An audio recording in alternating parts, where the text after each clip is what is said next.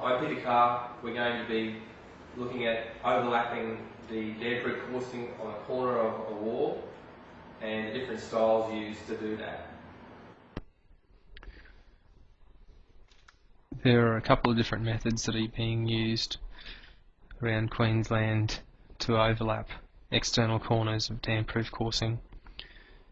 Of course, this type of overlapping may depend on the type of damp-proof coursing you're using.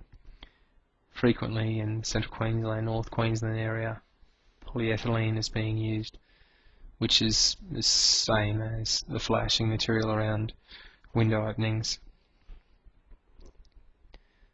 A common method is simply to cut the damp-proof course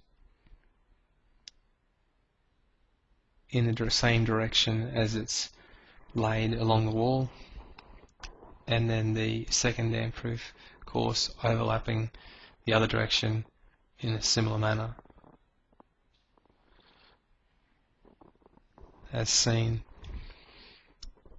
The problem can be, however, that where the damp-proof course overlaps the joint that's being cut, it's actually leaving a hole or a gap.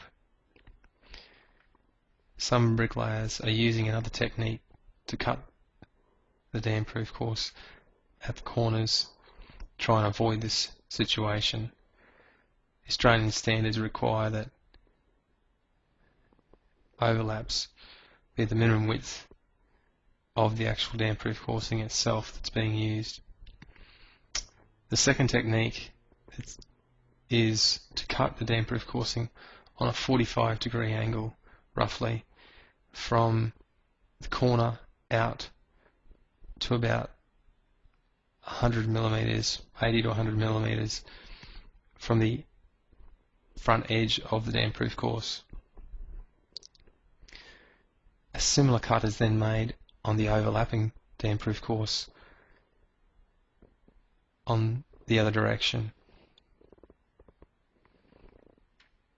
starting from the corner area and then cutting out to again approximately 80 to 100 mils from the front edge corner.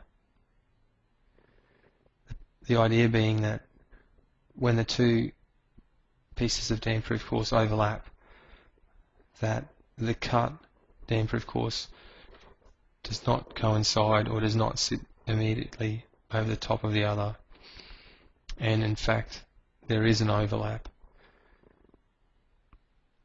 Now again, it is not required under the Australian standards that the overlap be siliconed, but it is certainly good practice to do so. And when I'm referring to the Australian standards, I'm referring to Australian Standards 3700.